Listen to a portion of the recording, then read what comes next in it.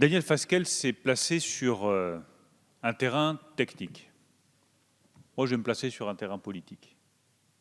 Parce que je crois que l'ambition de la loi que nous portons avec la majorité, c'est de construire l'entreprise du XXIe siècle. C'est ça notre objectif. Et j'ai eu de cesse de le répéter pendant tous les débats. Je pense qu'il y a un enjeu majeur dans la société française, c'est d'arriver à bien redéfinir la place respective de l'État et de l'entreprise dans la société. Et une fois qu'on a redéfini cette place respective de l'État et de l'entreprise dans la société, qui fait l'objet d'une confusion considérable dans notre économie, il faut aussi se demander qu'est-ce que c'est que l'entreprise. L'entreprise du XXIe siècle, pour nous, ne se limite pas à la réalisation de profits. Et c'est la responsabilité des politiques de le dire. C'est la responsabilité des politiques d'ouvrir le chemin en disant « mais voilà où nos entreprises devraient aller ». L'entreprise du XXIe siècle, c'est d'abord une entreprise qui fait toute sa place aux salariés. C'est une entreprise qui écoute ses salariés. C'est une entreprise qui fait de la place, comme nous allons le faire, dans les conseils d'administration aux salariés. C'est une entreprise qui est capable, comme nous venons de le décider, de mieux associer les salariés au capital de l'entreprise et de mieux les récompenser lorsque l'entreprise réussit, parce que la première condition de la réussite d'une entreprise, c'est que les salariés soient pleinement engagés dans le succès de cette entreprise. Une entreprise du XXIe siècle, c'est une entreprise qui innove, qui se digitalise. Et toutes les mesures qu'a prises le gouvernement depuis maintenant 14 mois visent justement à accélérer cette digitalisation, de la réforme fiscale que vous avez votée il y a un peu plus d'un an, jusqu'au suramortissement sur 2 ans pour la digitalisation et la robotisation des PME que le Premier ministre a annoncé il y a quelques jours. Enfin, une entreprise du XXIe siècle, c'est une entreprise qui s'interroge effectivement sur les enjeux sociaux et environnementaux de son activité. Et ce n'est pas une idée de la CFDT, Daniel Fasquelle. Ne ramenez pas ça à un débat qui serait un débat médiocre.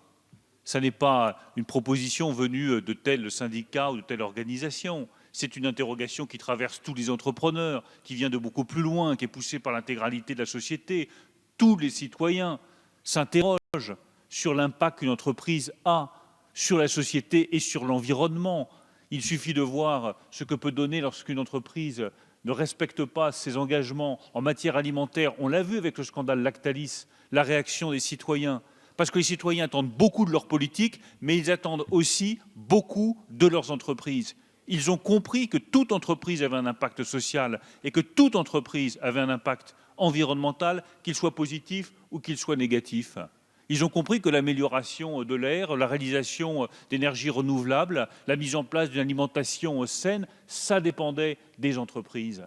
Ils ont compris qu'une mobilité qui soit améliorée, ça dépendait des entreprises. Ils ont compris que la réduction du bruit dans leur environnement immédiat, ça dépendait de la réalisation des entreprises. À nous, responsables politiques, de nous saisir pleinement de ce débat et de dire oui, dans le Code civil, nous devons écrire noir sur blanc, les entreprises doivent prendre en considération les enjeux sociaux et environnementaux de leurs activités. C'est ce que vous allez, j'en suis certain, décider dans les heures qui viennent, et ce sera une véritable avancée pour ce que sont les entreprises en France et ce que représentera le monde entrepreneurial aux yeux du reste des pays européens.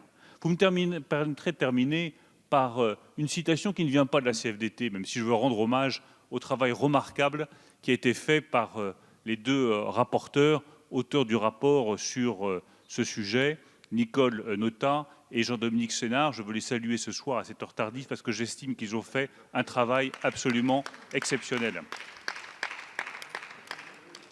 Mais pour terminer, je citerai une personnalité pour laquelle j'ai beaucoup d'amitié personnelle et beaucoup d'admiration et qui ne peut pas être suspecte d'être hostile au monde entrepreneurial ou de ne pas avoir réussi dans sa vie d'entrepreneur, c'est Bill Gates.